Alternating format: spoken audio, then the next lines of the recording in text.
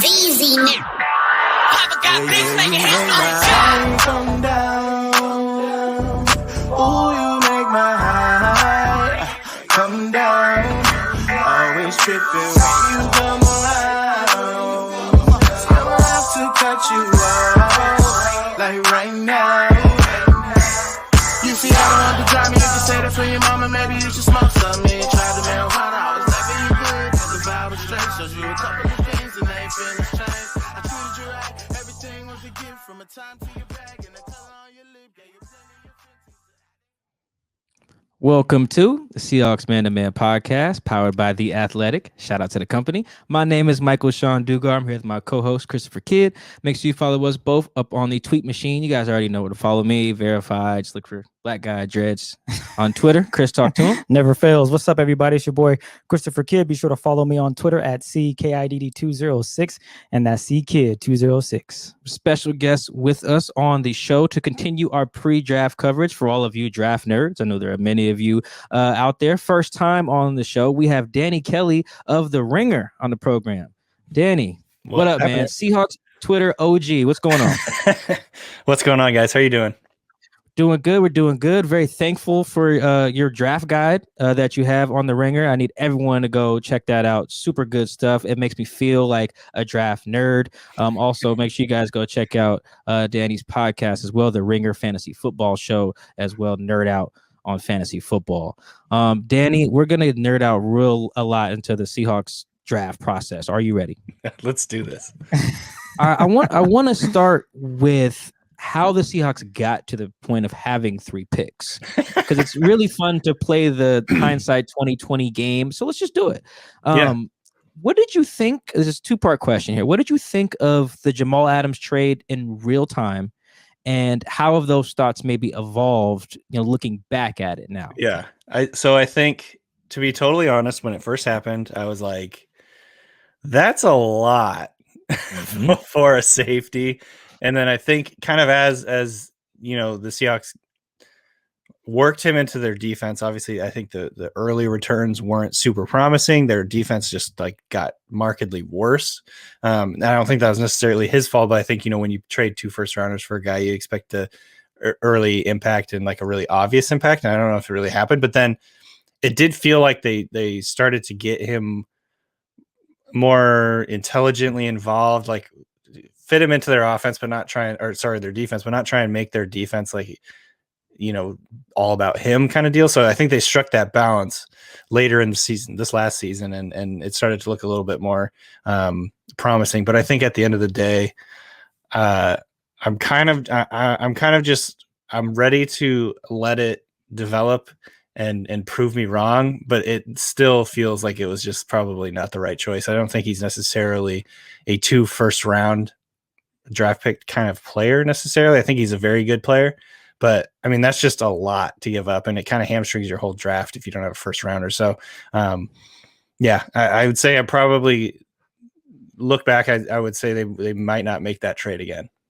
Yeah, and then throwing the 3rd in there is where that too. You feel like it's just like a throw in at the time. It's in July, and then you get to draft month, and you're like, damn, a 3rd round pick could really land you a dude. Yeah, if you do it right. Like Tyler Lockett, I believe is a 3rd round pick. Imagine having a chance to get a guy like that. Now, the other 2 trades that they've made to kind of get them where they are, one of the more recent ones is the Gabe Jackson trade from the Raiders. Gave up a 5th. And where are you on that one? I think that is a good trade. I think anytime you get past pretty much the 3rd, 4th round, then you're really throwing darts. And so getting a starter caliber player like that, who's going to, I think, upgrade your offensive line, plug and play guy. He's already obviously very experienced. You don't have to coach him up and not really know what you're going to get. So I think trading that 5th round pick for an established veteran, it makes a lot of sense. Especially for a team that is ready to win now and kind of compete right now. I think people that, if there was any pushback for it, I don't know if people are really looking at it was a bad trade, but if there was any pushback, it would be, 4th, 5th, 6th, 7th round draft picks. A lot of times those guys turn into foundational special teams type players, depth pieces that give you roster more depth.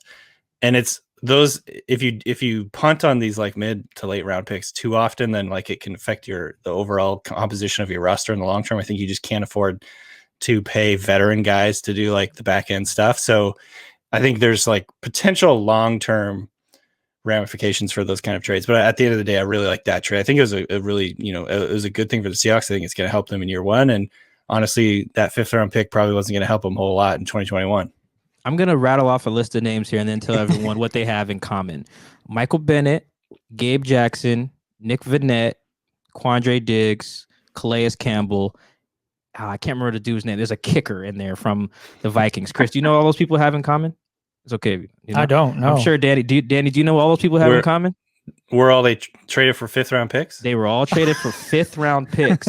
And I say this to ask Danny, does the league actually know the value of a 5th round pick? Because it feels like it's just all over the place. That is actually very bizarre to think about. I think a lot of that probably I don't remember who did the Seahawks traded Bennett for a 5th. Is that what? Yeah, they got a 5th back, and they got Marcus Johnson, receiver, who never made the team. I think he's on the Colts now. Yeah, I believe. Yeah, like I think the a lot 5th of that, round trade value has been very weird. Like Nick Vannett and Quandre Diggs, Calais Campbell, that kicker's name that I can't. A kicker, 5th round pick. I don't know any kickers in the NFL. Yeah, it's a very, very, very strange. I feel like no one in the league knows what a 5th round pick is actually worth. A 5th round pick, the value of a 5th round pick is take this guy off our hands. We don't want him anymore. Kind of deal. I think we don't want to deal with his personality maybe anymore or something. Maybe we trying to offload his contract. That's what it costs, I guess, is a 5th round pick.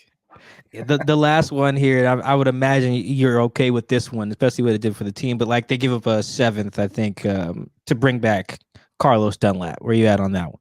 Oh yeah, that one's a no brainer. I mean, so yeah, like 5th. Honestly, like 5th, 6th, 7th round picks. I really just don't count those in, really, to be honest. I don't really care about them because like they're absolute dart throws. If one of those guys turns out to be good, that's great. And the Seahawks certainly have found a few guys in the 5th, 6th, 7th round. I'm not like saying it's impossible. I'm just saying the odds are, those picks are not going to be super useful in the long run. So anytime you can bring in a starter caliber player with that, I'm all for it. Yeah, I mean, the Seahawks do have some really good examples. J.R. Sweezy, Malcolm Smith, Byron Maxwell.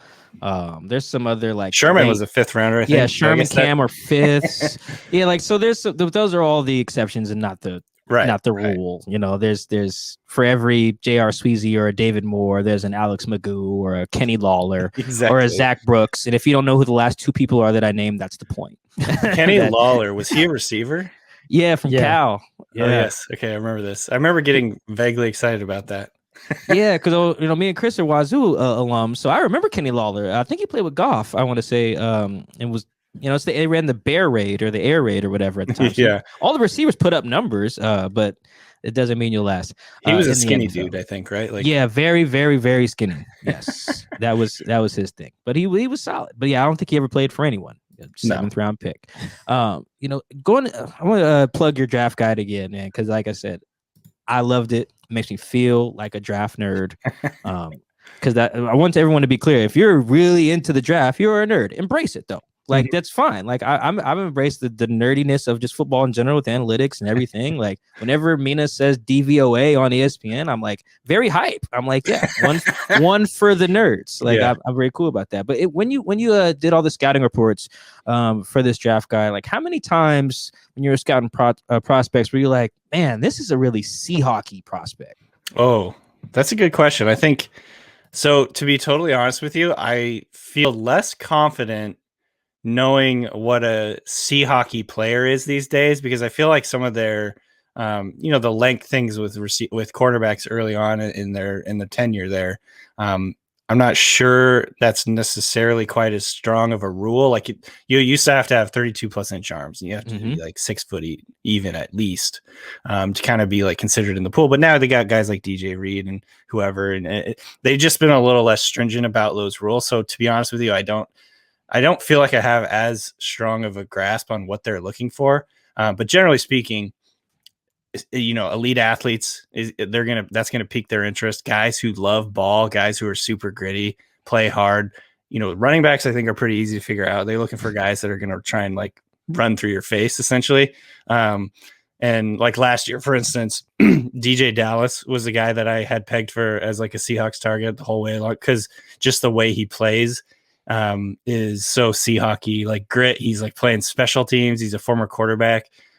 He tries to break tackles. He's very physical. So I was like, this is all like fits the Seahawks exactly. But yeah, absolutely. I'm always trying to like find guys that I think would fit. It's been weird this year because they have so few picks. I'm like almost disinterested. I'm like, they're not going to get it. They're not going to get any of these guys. Why am I like even investing my emotional, like trying to like talk myself into this guy being a Seahawk. But yeah, absolutely. Like some of the, like the prototype type guys they look for sure. Do you think John Snyder's gonna flip those 3 into some more picks? Yeah, I think it's harder, obviously, when you only have, what is it? The first one they have is a 3rd rounder, 56. So real late in the second. Okay, yeah. So it's certainly going to be much harder to turn that into like last year or whatever. They went in and traded back however many times and turned it into a huge haul. But this year, maybe they'll end up drafting 5 times or something like that. And I feel like that would probably be a reasonable goal, 5-6 times. But I definitely see them trading back. That 56 spot, that would be like their best shot at picking up like an extra 3rd or extra 4th or 5th or something like that. And trying to walk away with a few more draft picks. But there's going to be a lot of tackles, offensive linemen in general, I think, and a good amount of corners, receivers in that area that some teams probably going to want to come up and get. And I could see them trading back in that spot. Now, trading back, I think they will too. Even if I'm still kind of torn on the strategy of it, just because I do think they need a starter. Like if you come away with 5 projects, I don't really know how well that helps you in 2021. So let's say I changed your name. You're no longer Danny. You're John Snyder now. Welcome to the show, John. Thank you. How far back would you be willing to trade before making your first pick? Oh man. So man, are they going to really are we going to go through the whole first 2 rounds without making a pick? Possibly. Might be chilling until like late on Friday night when they make a pick. So yeah, I guess I would say no further than going back into the 3rd. Like if they're going any further than late 2nd or early 3rd, then you're really getting into like dart throws and like you're saying, you want to find guys that can start. You want to find guys that are going to contribute. And if you go back, obviously the trade back strategy has been one, generally speaking, that you could say has worked because they found a lot of guys in the draft. But over the last few years, their drafts have been pretty poor, I would say, or at least average at best. And then and if you look and see some of the guys that they gave up by trading back, I mean, you never really want to play that game because you don't know who they're going to pick. But like they've definitely like traded back, and then some really good players have come off the board like right after they trade back. So it's one of those things where you got to balance wanting to make more picks because you think you have more dart throws to throw, but at the same time, just like you got to pick somebody at some point, right? Like, yeah, you got to use pick somebody that's going to contribute. So I would say if they don't draft in the first 2 rounds, I don't know. It's going to be tough. It's going to be tough. Yeah, I think it's going to be tough indeed. I do want to jump to the cornerback position because if there's 1 or 2 guys, maybe 3 guys that are available at that position, who would it be that the Seahawks should look at? Because they lost Quentin Dunbar, they lost Shaquille Griffin. That cornerback spot it's not as strong as the Seahawks would want it to be. So who are 2 to 3 guys who might be available at 56 if the Seahawks do decide to take a guy? Yeah, so I think with the caveat that it's kind of tough to know really like how this draft is going to go down because we have so much less information this year than normal based on all the, there's no combine and weird total season. So I think there's going to be like, maybe these guys I mentioned will end up being a first rounder and you'll think I'm an idiot, but a couple guys come to mind. Tyson Campbell from Georgia, Eric Stokes from Georgia. So the 2 Georgia corners both have length, a ton of athleticism and speed. I think maybe with both those guys, there's some questionable like tackling skills, which maybe would be a turnoff for the Seahawks. But at that point in the draft, like you're not going to find a complete guy. You're not going to find, with a guy that has all the traits that you're looking for. And I'm going to butcher his name, but Ifatu Melifonwu from Syracuse, it's pretty close. Is another really interesting one. Did I get there in the ballpark? I think you're good, That man. sounded right. Yeah, I think better than what I would say. Yeah. But he, you know, his brother Obi was in the league for a minute. I think he might still be in the league, you know, not necessarily starting, but another guy who I think fits the mold, at least of what the Seahawks used to be looking for with length. He's 6'3", 214 pounds or so. He's obviously a lot bigger and longer than most cornerbacks. I think he's got elite athleticism, good ball skills. And then a guy that I was just watching that I really like is Paulson Adebo from Stanford. I don't know if you guys have watched him at all, but he is really interesting to me. He reminds me a little bit of Sherman or actually I think I comped him to Byron Maxwell, to be honest. Yes, I saw that in your draft guide. Yep. He's really like great ball skills. Just has a knack for getting his hand on the football, knocking it away, like raking it past the receiver's hands or whatever. But he's a little bit stiff. And you guys remember probably like watching Maxwell. He wasn't like the way he played was a little bit unorthodox. He's kind of stiff and you know, I guess just not fluid or whatever. But I think you could say the same about Debo. But he's just a natural ball hawk, very good athlete. Tons and tons of I don't have it in front of me, but tons and tons of pass breakups and interceptions in his career. So he's a guy. If he's there in the second round, I would be excited if the Seahawks took him.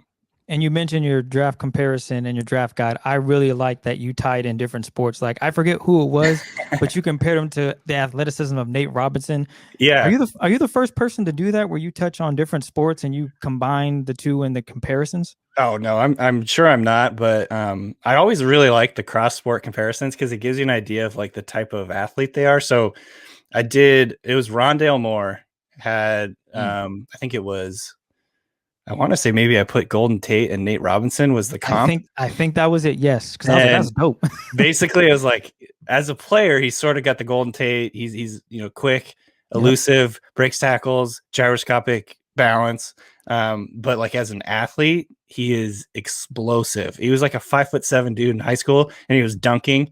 And I'm just like, man, this guy is like Nate Robinson, little short dude, but has explosive hops, explosive speed. You know, all that stuff. So I try and do those every once in a while. It's like kind of, you have to explain them a little bit usually, but I think a lot of people can kind of see what I'm getting at. Oh, I got it immediately. And I was like, this is dope. Why hasn't anyone else done this? And to be honest, that was the first time I've seen it. So if you're not the first, man-to-man's plugging you saying you are. But I want to get back to the corner conversation because you brought up the fact that Pete Carroll looks for guys that have long arms, that are his prototype for what he looks for in corners. Do you think that is the only way they should draft corners, or should Pete realize that, you know, I got a guy in DJ Reed who's out here doing phenomenal with what he's, you know, his height and his speed and all that, but is that something that is hurting Pete, or is that just something that we're gonna have to get used to because this is what Pete wants to do? Yeah, that's a really tough. It's tough to know because for starters, you know, I haven't I haven't like tracked or anything, but I don't think they play quite as much just straight cover 3 as they used to. Just, you know what I mean? Like in the early days of the Pete Carroll era, it was basically line up in the same defense every time. We're just going to be so much better at it than everybody else. It doesn't matter. You guys know what we're going to run, but we're just so good at it. It doesn't matter. Yep. And now they don't have the talent. They don't have like 4 future Hall of Fame defenders, like, you know, on that side of the ball. So they have to be a little more, I think, creative and diverse with what they're running. So I would say trying to be too specific with what they're trying to find at the quarterback position it's diminishing returns. Certainly, I'd say it's not necessarily hurting them, but there's diminishing returns in addition to the fact that you have so many other teams now copying what the Seahawks have done over the years. Look, like for, you know, after the Legion of Boom era, you had you know, Pete Carroll's coaching tree go out through the NFL, and all of a sudden you got 6 or 7 teams looking for the same guy at corner. Whereas like the early days, it was Seahawks. We'll take Sherman in the 5th round because he's got length and we can like work him into our system and you know, do what we're doing. Byron Maxwell, we see this like potential to do that. We're going to coach him up on our techniques and go.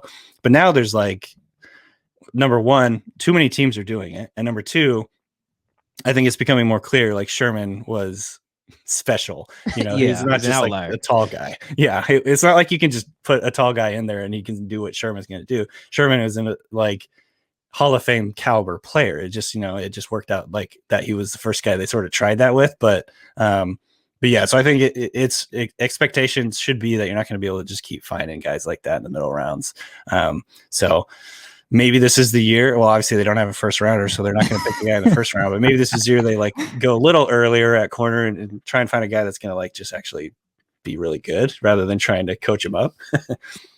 Makes sense. I do want to stick with the defense, and I want to look at some edge rushers because you can never have too many of those guys, right? The Seahawks pass rush is improved by bringing back Carlos Dunlap, Benson Mayowa, but I still think they could use another piece. And I read that dope, amazing draft guide that you did, which is really cool. Again, I'm gonna plug it. Edge Joseph Asai. How would he fit with the Seahawks pass rush? Could he make an impact? I know, like I said, that they have a bunch of players, but it wouldn't hurt to bring someone in who is young and can get after it, right? Yeah. He's an interesting one. I like him for a lot of reasons. I think number one, he plays hard. He's like one of the highest motor guys. He's just, when the snap goes, he doesn't stop. That's a check. Yeah. So he's like, he's really, really athletic, really good length, plays really hard, physical. You know, I think he loves ball and all that stuff. That's very important to the Seahawks gritty. I don't think he's super bendy. Like he's probably a little bit too like stiff, I think, to be, you know, like a double-digit sack guy. But he is the type of player I think that could live in the backfield, be a very good run defender. You know, I'm not going to compare him to like Jadeveon Clowney. He's not the same type of player, but like maybe a guy that's disruptive, but not going to like get a ton of sacks. That's the kind of who I picture with Osai. He had a ton of tackles for a loss last year, and he's still pretty raw. You know, they started him out sort of like trying to fit him in as an off the ball linebacker. And then they kind of realized he's just better as a pass rusher. So they let him play on the edge. And so, yeah, I think he definitely be in that range. I'm guessing he'll probably be in that range or mid to late second round. And I think he would be a fit just because the way he plays, the style he plays, like his athleticism, all that. I think, you know, his length and all that. So I think the Seahawks would definitely be interested, but I do worry he's just a little bit stiff as a rusher. All right, we're of the impression on this show that the Seahawks definitely listen to our show. Like, they've done some things that like I feel like they could only do them if they listen to us. So Pete, this is going to be your favorite part of the show if you're listening. Let's talk about running backs.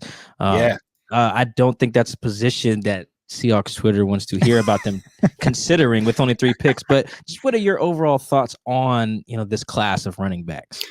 So I think it's kind of a top heavy class. I think Najee Harris, Travis Etienne, Javonte Williams are like the clear top tier. And then from there, it's sort of pick your flavor. And I think a lot of these guys are going to be landing spot dependent, whether they're, you know, super productive. A lot of them are probably going to be complementary style backs or backups. But there's definitely some guys that fit the Seahawk-y style mold in the mid to like second, third, fourth round. I think Trey Sermon is the first guy that comes to mind. And the reason, so like stylistically, he reminds me a little bit of Todd Gurley, which you wouldn't be the first like, oh, that's a Seahawk guy, but with, you know, with the I'm assuming the Rams style of offense is going to come to Seattle this next year. And like, they're going to do a lot of the wide zone stuff and play action, all that. I don't know exactly how specifically like similar it's going to be under Shane Waldron, but I think it's going to be that sort of style of game. So I can see them, number one. Has Todd Gurley signed with anybody? Like, it wouldn't surprise me. No, I think he's a free agent, right? I think so. Yeah. Somebody asked me the other day where Todd Gurley was going to sign. I was like, it's probably going to be the Seahawks because they love like over the hill running backs. I don't know. So I don't know. It wouldn't surprise me if Todd Gurley went to the Seahawks, but at the same time, I kind of think Trey Sermon would be an interest to them. You know, he had a weird college career where he didn't really do a whole lot. He was very inconsistent. He started out at Oklahoma and he transferred to Ohio State. And then late in this last season, he looked honestly like the best running back in the country. He was unstoppable. He's like jumping over guys, picking up 200 plus yards in a couple of games there for Ohio State, and just looked really, really explosive. Awesome. So I think he's going to be a kind of guy that some team takes a chance on in like the third round or something like that. And I could see the Seahawks liking him for that reason. And then, you know, if we're talking about bigger backs, I think that's kind of the Seahawks thing, right? Like they're not probably going to go in with like a 200-pound guy. Ramondre Stevenson from Oklahoma is another one that's interesting. I comp him to like a Gus Edwards style of player where, he's downhill. He's not very explosive or fast, but he's like a slick runner. His footwork is really good. He has really good balance. He makes guys miss in the short area, and he's just really solid, like a thick, solid dude that can, like bang around in between the tackles. So, he'd be another guy I think the Seahawks would end up liking. And then if you want to get really like later around, Kylan Hill from Mississippi State is, I think, another guy that could be interesting for the Seahawks. Because again, he's like physical, dynamic, pretty quick. He kind of reminds me of Travis Homer a little bit. So he might be like a late round type of dude to look at. On a scale of 1 to outraged, where do you think Seahawks Twitter as a whole is going to fall if the Seahawks only use 3 picks this year and one of them is on a running back? I don't think it matters how many picks they have. They're going to be outraged. True. True. What do you think the odds are they will take one? Because they seem to have a few guys that they can roll with now. So I've thought about that more recently because of their reported interest in Gio Bernard. And I was like, if you're interested there, because he doesn't fit necessarily like the run through your face type of mold, which is what they like. He fits more like, I don't know what you want Rashad Penny to do. Screens. What you want Travis Homer, DJ Dallas, all these pass catching backs that you have on the roster to do. So I was like, wait, they went after him? So they're going to draft a running back then. Yeah. So I was maybe at like 5-10%. I think their group right now is like Chris Carson, Rashad, Travis, DJ, and Alex Collins. I'm like, you know what? Cool. Like that's Alex Collins. Yeah, they still got Alex Collins too. I was like that. No one's costing you a ton other than Chris isn't even. I think his cap hit's like $2 million or something this year. Like you're okay. But then I saw the Gio Bernard thing and I was like, wait a minute. They're gonna draft a guy here and it's gonna light the world on fire. I was going to instead of saying from 1 to outrage, I was gonna put from 1 to Evan. Because like I think he represents the highest amount of outrage on Seahawks Twitter. Because I think it's gonna explode when they're like, with the 111th pick, the Seahawks, take a running back. Yeah, running like the whole world there's going to be no Wi-Fi in King County because of that. But can't wait for that. Yeah, no, I'm selfishly waiting for it just because I like chaos. Like, what do you say in Dark Knight? Like some guys just want to watch the world burn. Like I'm okay with that. Like on Twitter, the world kind of did burn in 2020, and I didn't like it. But we're talking about the draft and keep it to sports. That's fine. Yeah. Yes, there you go. Exactly. But I do think I've also been wrestling with like the slot receiver position. I've been mocking slot guys to them all last like month or so. It feels like a cat from South Carolina. Who else have I had in there? A kid from Louisville who weighs like 100 pounds. Tutu. Did you say Shy Smith, the first one? Yeah. Yep. Shy Smith. Man from Louisville. I guess I can't remember how he says it. I don't know. That's why I just said South Carolina. See how I just didn't try to mess up his. I hate when people mess up my name, so I don't like to guess. There's another one in there. Oh, the kid from South Dakota State, Cade Johnson. Yep. Yeah. Do you like any of those guys to be a slot guy in Seattle? And if there any other names that maybe we're missing out on to fill that role? So Tutu Atwell is definitely interesting. He's like 155 pounds, super fast and explosive. So I guess, and he's actually, he's like a good deep threat. It might make some sense. He's not going to block, which is obviously something that the Seahawks seem to like. He's going to get ragdolled out there if he tries to block anybody. So that might not be on their radar. Amari Rodgers from Clemson. Yeah. He feels Seahawk-y to me. Because he's like a Deebo Samuel style guy, like very physical, could be just a running back straight up, just, line him up in the backfield and run him out of that backfield. But he's former 4-star guy. So he's got that pedigree, good body control. So this is maybe not like a very important scouting point, but I remember watching him and Kadarius Toney on like the Senior Bowl replays and stuff. And like Kadarius Toney, very explosive. He's probably going to be a first rounder, early second rounder, not in the Seahawks range, but he is like chaotic in his body movements. Kadarius Toney is. He's just like constantly stumbling and falling and tripping, but he's also like blowing past guys and doing all that stuff. But like contrast that with Amari Rodgers, who's not nearly as explosive, but he's so smooth and so collected physically. I just think he's like a really interesting guy to me that, again, like you might get like sort of entranced by the speed of a guy like Tony, but Amari Rodgers would not surprise me if he just ends up being a better football player. So that's a long way of me saying I do like Rodgers a lot. I think he's very interesting. He'd be a very good, I think he's like one of the top producing slot receivers in this class. And in that range, third, fourth round, I think that would be a pretty good value. I'm gonna, have a truth moment here. When I looked up Tutu Atwell, I sent him to Chris. I sent his highlights. I was like, bro, there's someone our size in the draft. No lie. I was like, because I think I'm like 5'8", 160 and some change, right? Depending if I have my wallet in my pocket, when I'm setting the scale. Depending on what time of the month it is or whatever. Yeah. I was like, I sent the highlights to Chris. I was like, yo, Chris, check this out. It was like, wow, this is great. Check the measurements of that, because I could see him.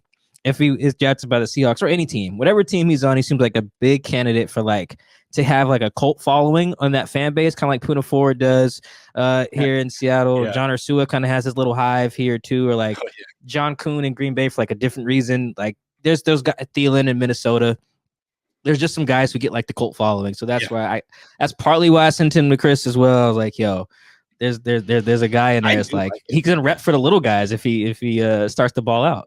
I do like him. I think he's very, very explosive. But he's an interesting one because I've seen him mocked in first round before. Really? A couple of wow.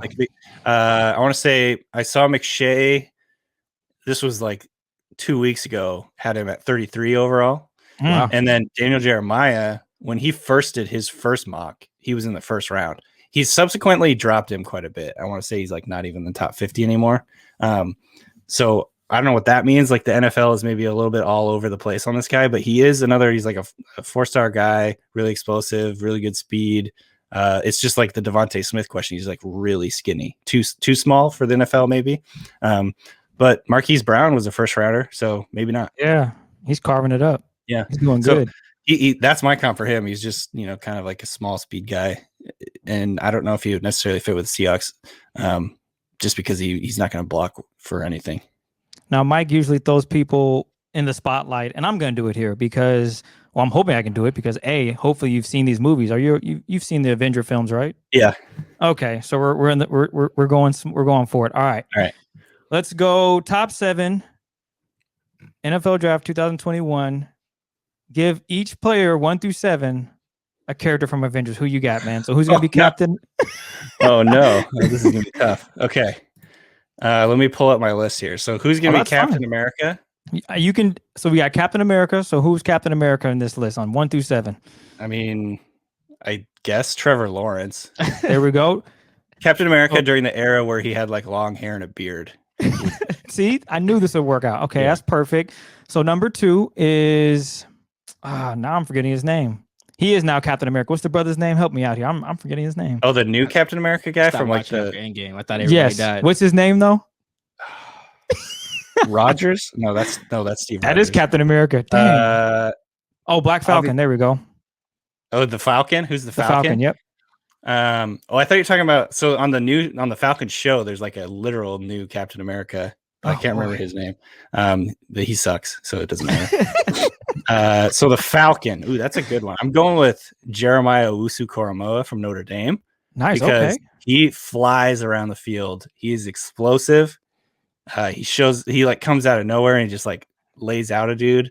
So I think that fits really well because Owusu-Koramoah is like really, really explosive, a little bit undersized, but flies around, packs a lot of punch. So I think that works. All right, we got Iron Man for number 3. Who's going to be your Iron Man? Who's Iron Man? That's a good question. I'm gonna go with Zach Wilson, I guess. Ooh, okay.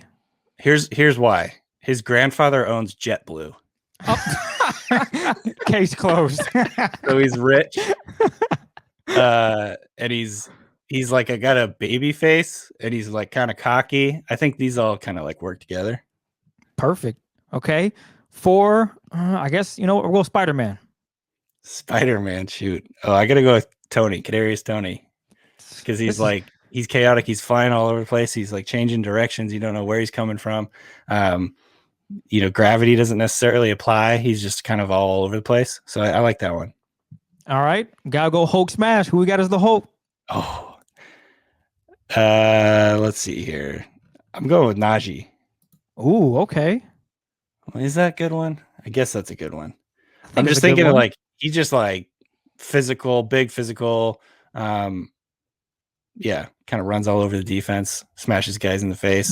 Is Najee's the one who's joined this like trend of guys wearing the really tight spandex to show off their thighs? I feel like it's him. It's like him, the Packers pick from last year. Saquon. I feel like it's like a group of guys like showing off their thighs. Oh yeah, on social media. AJ Dillon. AJ Dillon.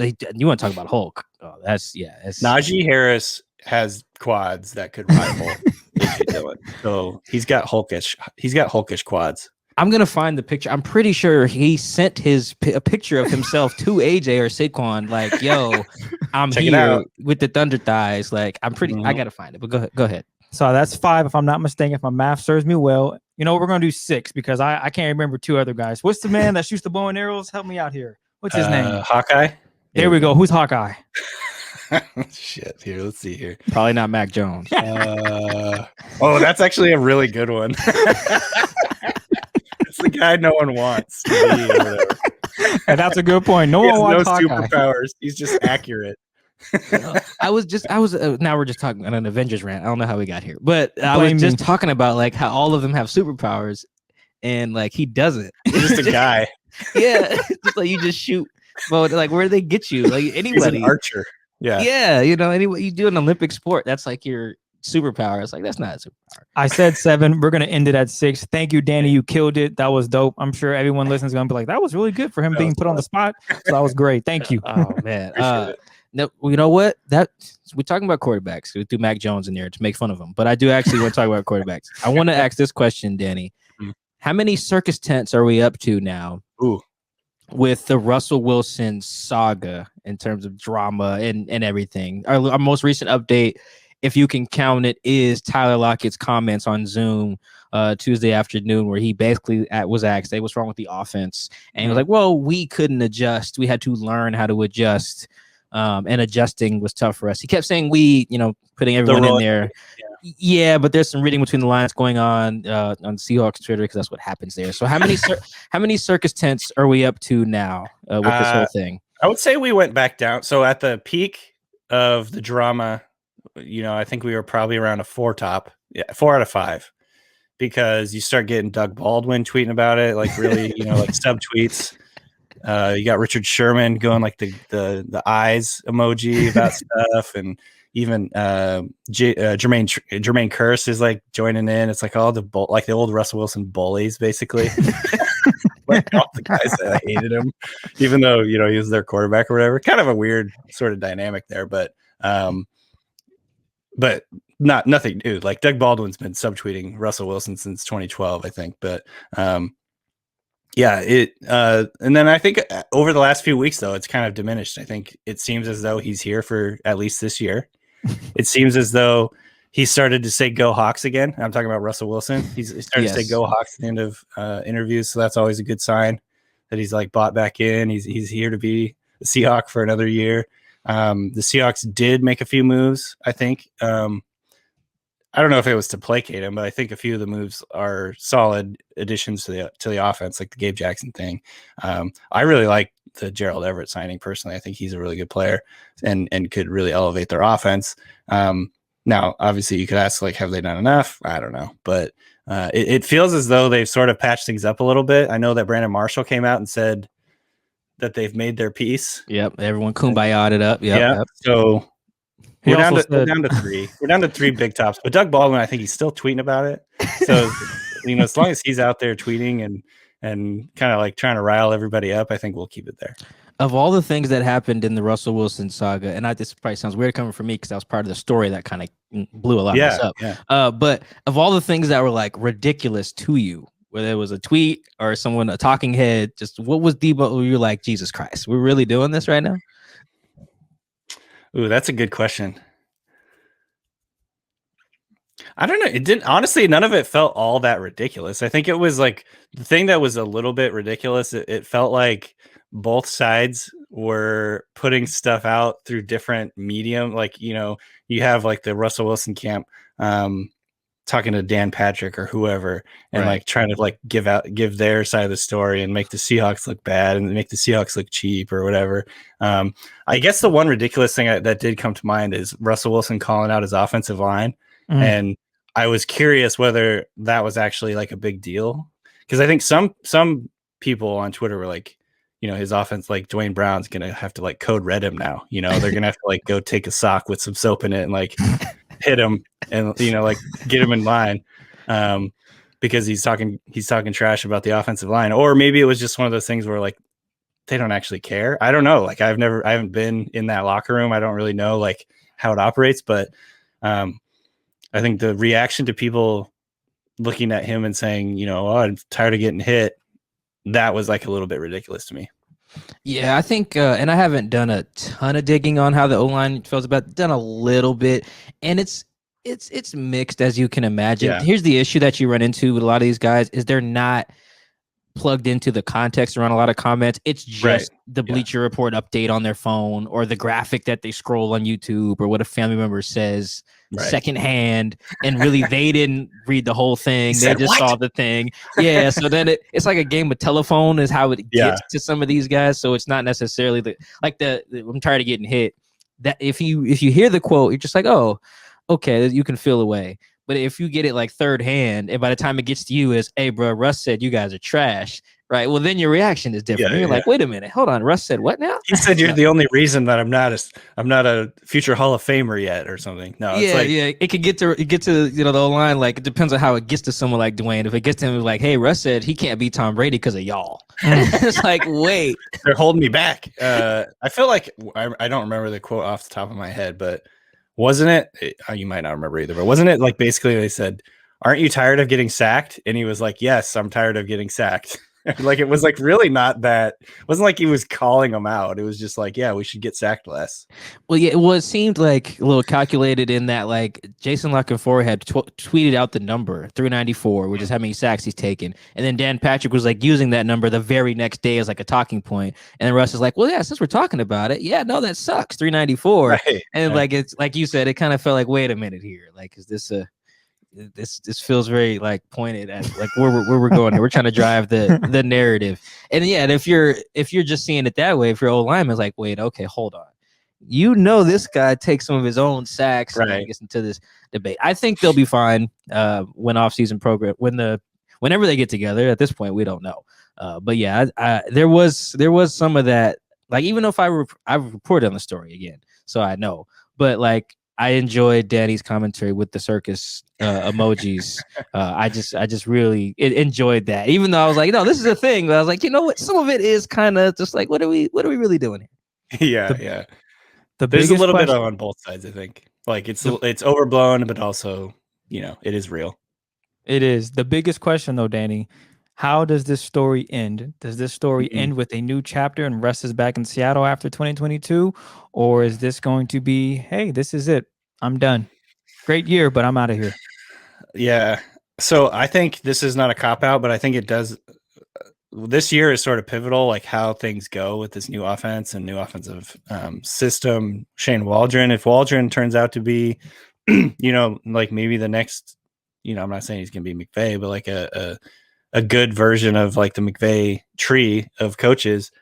If he turns out to be a really smart, you know, innovative offensive play caller and things are like trending up, I think Russell Wilson could end his career in Seattle and they could patch things up and kind of go on their way. I think if there's a lot of growing pains this season and things fall apart, or if you have injuries and the Seahawks end up being, you know, I can never count to 17. So what is it going to be, like 9-8, I guess now? Oh, that's an ugly number. 9-8. Jeff Fisher would say win like that. 8 or 9 games in a 17-game season. Like I could honestly see Russell Wilson be like, all right, so I'm gonna go. I'm gonna leave now. You know, I do think there was enough like Wilson's concerns and his belief that he is going to be one of the greatest of all time, and that he is one of the greatest of all time, like you could argue with me about that. I don't like that's fine, but he believes that. Right, You know what I mean? Exactly. That's the So point. it really only matters what he believes. And if he thinks the Seahawks are holding him back from what he believes his legacy is going to be as one of the greatest of all time, he's going to leave. So I think it just really does matter kind of like what happens this year. And you know, we'll argue about whether he is propped up by a good defense and a good run game, you know, till the cows come home. But at the end of the day, he believes that he's one of the greatest quarterbacks ever, and he's going to go somewhere where he can win as many Super Bowls as he can. I ultimately, like, if I had to put odds on it, I think he's going to stay with Seahawks, but I don't think it's like absurd or even like that far-fetched to think that he could leave. Not this year, but after this year. Yep. I want to get you out of here on two things. The first one is I've been really fascinated by the like elite left tackle versus the elite wide receiver debate that has spawned because of the Penei Sewell versus Jamar Chase. It's Jamar, right? Yep. Yeah. With the Bengals. Basically, everyone's debating what the Bengals should do, and it's become this positional value discussion. It's been really good. But I want to dive into it here because it doesn't really matter for the Seahawks. But what it has made me think about is the investment in a new left tackle. And like, that's not a position you can just pick up. You know, you look at the good left tackles in the league, they're all really first round picks for the team that drafted them, or the team that has them now gave up a haul to get their guy. So if you're the Seahawks, again, I've given you promotion. You're now John Snyder again. Welcome back to the show. Thank you. How would you go about addressing Dwayne Brown's successor? Yeah, how old is Dwayne? He's like 37 now, or I think this is going to be his age 36 season. I want to say 35 right now. So yeah, he'll turn 36 in August, late August. Yeah. So, yeah, I mean, I think this is the time. I think where you start to worry about guys falling off. I don't think he's like it's imminent necessarily that his play is going to fall off. He's still playing at a high level, but yeah, I mean, I think it probably makes a lot of sense to start investing in his eventual replacement. Maybe find a guy like say Liam Eichenberg from Notre Dame. You could probably get him in the second round, and he could start at guard, perhaps, or right tackle or wherever you need to plug him in, and then eventually, whether it's like 2 years down the line or whatever, he could be the long-term replacement. I think it definitely makes sense to like throw some darts at that position though, because you're absolutely right. I was actually listening to the Athletic Football Show with Robert Mays the other day and Nate Tice, I believe. And they were talking about this argument, whether you take Sewell or Chase with that pick. And you're absolutely right about how like the vast majority of the elite tackles in this league are first round picks. Mm-hmm. So the Seahawks don't have one. So that throws a wrench in this discussion a little bit, but even like, but I think the point is like, you have to invest high picks into these guys. And so if they're going to spend their second rounder on a tackle, I wouldn't balk at that. Really. I think it's a good choice. I think Russell Wilson honestly could do really well with an elite offensive line. I think he could pick apart defenses with a good offensive line. I think there's something to that. So I don't think it would be a waste at all. I don't know if I really trust. They just haven't done a very good job of drafting offensive linemen, and seemingly, I don't know, what all the guys they bring into are sort of just like these old cast-offs. I don't really have a lot of faith in them. I do love Dwayne Brown. I think that was like a hit, but like the Ogbuis and remind me the tackle that went to Chicago. Jermaine Fetty. Yeah, Fetty. Like, yeah, I don't know. I just like for whatever reason they just have not been very accurate on the offensive linemen that they've taken so far. Yeah, the not having a first round pick for these 2 years that's where I've really thought about their left tackle spot. Like I said, they don't have the pick where you usually get a guy. That's kind of it's not like a huge thing that everyone should be worried about like right now, but like in the back of my head, I'm like, this could end up being really bad because I'm with you. I don't really give the benefit of the doubt because what happened if they lost Russell Okung, right? They I think it was the George Fant show. It was an undrafted former basketball player that they had playing left tackle, in 2016. And that just kind of, and he was supposed to be the guy in 2017 until he tore his knee up, and then they went and traded for Dwayne after Reese Odiombo wasn't it. So it's like, you guys should start now, if you want to seriously find that guy. The last thing, just you already like the Gabe Jackson move. Just said you like Gerald Everett. Let's go big picture with their offseason pre-draft, of course. What do you think? I'm not going to ask to rate it on 1 to outraged or anything, but just what are your kind of thoughts on what they've done this offseason? I'm not at the Evan level yet. No, I actually, honestly, I kind of like their offseason. I like that. I like the Waldron signing or not signing, whatever. They hired him. I like it in theory a lot. So I've always really liked what McVay's done with the Rams offense. I think it's like the ideal of what I would be looking for in an offense if they're going to continue to insist on being a very run-heavy balanced team. Like that's what you'd want, either the Shanahan or the McVay system where they're doing a ton of like pre-snap motion, deception, eye candy in the backfield, like making it very difficult on defenses. I love all that stuff. I think it's really important that they do that. And they did a little bit of that last year, and I think it was very effective, especially early in the season. But so I'm excited about Waldron. I think some of the moves this offseason have been really solid. I was kind of not excited, but I was glad that they didn't give Shaq Griffin like a big top of the market deal. Mm-hmm. I didn't think he really was going to be that kind of like player. I think he's a good, solid player, but not necessarily like top of market cornerback money type player. And so I thought that was smart. The Jaron Reed stuff was a bit weird. I don't really know exactly what happened there. It feels a little bit like they botched that, but Reed also maybe just wanted out, and that was always going to happen.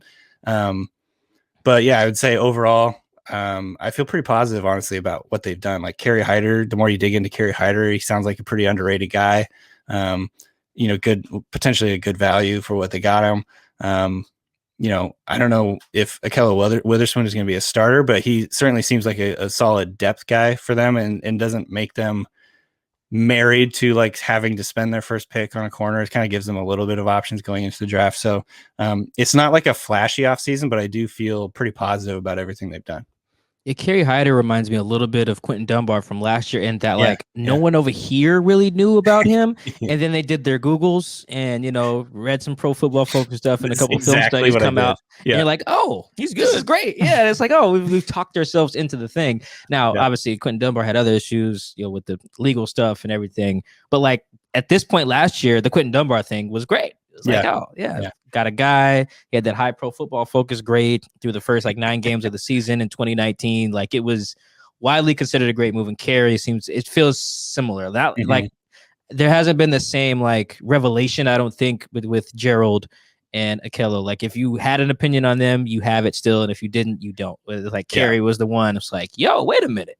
The Seahawks know what they're doing. Holy hell! Look, they got a guy like we actually are hyped about for a decent price too. Yeah, I think the underrated MVP of the season was probably offseason was Matt Thomas, their salary cap guy, because the Seahawks are paying no one but Russ and Bobby and Dwayne. That's their whole guys are getting paid, but this year the cap hits are Russ, Bobby, Dwayne, everyone else is is down to pennies for the most part. So yeah, the Carson deal I thought was smart because it's basically very low cap hit this year, and then maybe next year or whatever they can reassess. But yeah, I think it's all that. It's kind of all pushing it into the future, but the cap is going to explode, and that's really smart. Right. I think that's all we got for you, Danny, man. Appreciate you giving us your wisdom, your Avengers knowledge on the fly too. I watch those movies, I guess. Yeah. Yeah. No, peek behind the curtain here. Danny did not know we were going to throw that at him. So that's on the fly Avengers analysis. That was fun. There, that we're giving out here. And thank you, Danny, for joining us on the show. Please, guys, you listening, make sure you go check out his draft guide on the Ringer, man. It is good stuff. It's really good, I think, for people like me who aren't into the draft, who need to catch up right fast before April 29th, whatever comes around, and you oh, okay, and there's some player comps. I got it. Cool. So it's really nice for that as well. Make sure you guys go check out his podcast as well, the Ringer Fantasy Football Show. Great work, man. We've been following your work for a little bit here, Danny, so we're big fans. Glad to get you on the show finally, man. We got to have you do it again soon. Absolutely. I would love to, and I appreciate it, guys. Thank you. All right, that note, you can listen to the Seahawks Man to Man podcast. We'll catch you guys next week, guys. We're out. Easy now. Papa got this, make it Come down. Oh, you make my come down. Always tripping when you come around. See, I'ma have to cut you off, like right now. You see, I don't have to drive me. You can say that for your mama. Maybe you should smoke something. Try the marijuana.